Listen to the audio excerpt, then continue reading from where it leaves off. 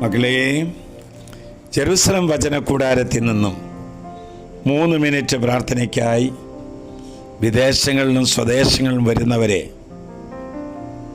വിശുദ്ധയായിരിക്കുന്ന ഫൗസ്റ്റീനയുടെ കരങ്ങളിലേക്ക് സമർപ്പിക്കുകയാണ്. വളരെയധികം ഭയപ്പാടുള്ള വ്യക്തികളെ കണ്ടിട്ടുണ്ട്. മരണഭയം, ദുഃഖഭയം, പരീക്ഷാഭയം, ജീവിത ഭയം, ഇതിൽ ഉഴലുന്നവരെ കണ്ടിട്ടുണ്ട്. എന്നാൽ അവരോടെല്ലാവരോടുമായി ഇതാ കർത്താവിൻ്റെ വചനം പറയുന്നത് ശ്രദ്ധിക്കുക. പ്രഭാഷകൻ്റെ പുസ്തകം 34-ാം അധ്യായം 16-ാം വാക്യം. കർത്താവിനെ ഭയപ്പെടുന്നവൻ അധീരനാവുകയോ വീരത്വം പ്രകടിപ്പിക്കുകയോ ഇല്ല, അവിടെ നിന്നാണ് അവൻ്റെ പ്രത്യാശ. മകളെ, ദൈവത്തിൽ ഭയപ്പെടുന്നവർക്ക് ഒരിക്കലും വീരത്വം ഉണ്ടാകുകയില്ല, തീക്ഷ്ണതക്കുറവുണ്ടാകില്ല. കാരണം കർത്താവാണ് അവൻ്റെ പ്രത്യാശ. നാം ദൈവത്തെ ഭയപ്പെടുമ്പോൾ ദൈവം നമ്മിൽ ആധിപത്യം സ്ഥാപിച്ച് ഭരണം നടത്തും. ദൈവം നമ്മിൽ ഭരണം നടത്തുമ്പോൾ ആ ഭരണത്തിൽ എല്ലാവരും സുരക്ഷിതരാണ്.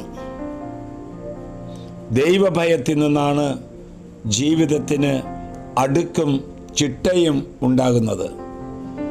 ചിലർക്ക് ഒരു അടുക്കും ചിട്ടയും ഇല്ലാത്തതിൻ്റെ കാരണം ദൈവഭയമില്ലാത്തതുകൊണ്ടാണ്. അനുസരിക്കേണ്ടവരെ അനുസരിക്കാനും വിധേയപ്പെടേണ്ടവർക്ക് വിധേയപ്പെടാനും ദൈവഭയമാണ് നമ്മെ പഠിപ്പിച്ചു തരുന്നത്. അതുകൊണ്ട് ദൈവഭയം അഭ്യസിക്കുന്നവർ ഈ ലോകത്തിലെ ഏറ്റവും വലിയ ധൈര്യശാലികളായി മാറുമെന്ന്. ദൈവഭയം ദൈവഭക്തിയിലേക്ക് നയിക്കും. ദൈവഭക്തി നമ്മെ ജ്ഞാനത്തിൽ നിന്ന് വിശ്വാസത്തിലേക്കും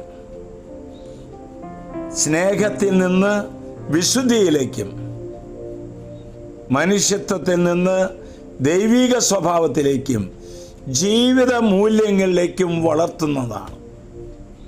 അതുകൊണ്ട് ദൈവഭയം സ്വന്തമാക്കുന്നവൻ ദൈവത്തെ തന്നെ സ്വന്തമാക്കുകയാണ്. നമ്മുടെ ജീവിതത്തിൽ ഏതെങ്കിലും കാര്യങ്ങളിൽ ഭയപ്പാടുകളുണ്ടോ? നിസ്സാര കാര്യങ്ങളെക്കുറിച്ച് ഭയപ്പെട്ടുകൊണ്ട് ജീവിതം തകർത്ത് കളയുന്നവരും മാനസിക സംഘർഷത്തിൽ അകപ്പെടുന്നവരുണ്ട്. ഇന്ന് അവരോട് ദൈവമായ കർത്താവ് വചനത്തിലൂടെ പറയുന്നു, കർത്താവിനെ ഭയപ്പെടുന്നവൻ അധീരനാവുകയോ ഭയപ്പെടുകയില്ല. ആശ്വാസപ്രദമായ രാത്രി, പ്രതീക്ഷാ നിർഭരമായ പ്രഭാതം, സൽപ്രവർത്തികൾ നിറഞ്ഞ ദിവസം നൽകി നാം എല്ലാവരെയും അനുഗ്രഹിക്കട്ടെ. ഇതാ ഈശോ നിന്റെ ചുമലിൽ കൈകൾ വെച്ച് ജീവിതത്തിൻ്റെ എല്ലാ സാഹചര്യങ്ങളുള്ളവരെയും കർത്താവ് അനുഗ്രഹിച്ച് നീങ്ങുകയാണ്.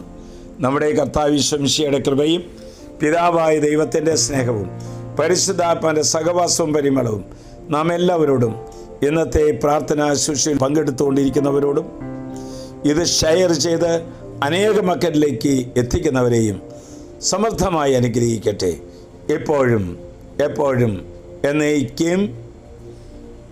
ആമേൻ.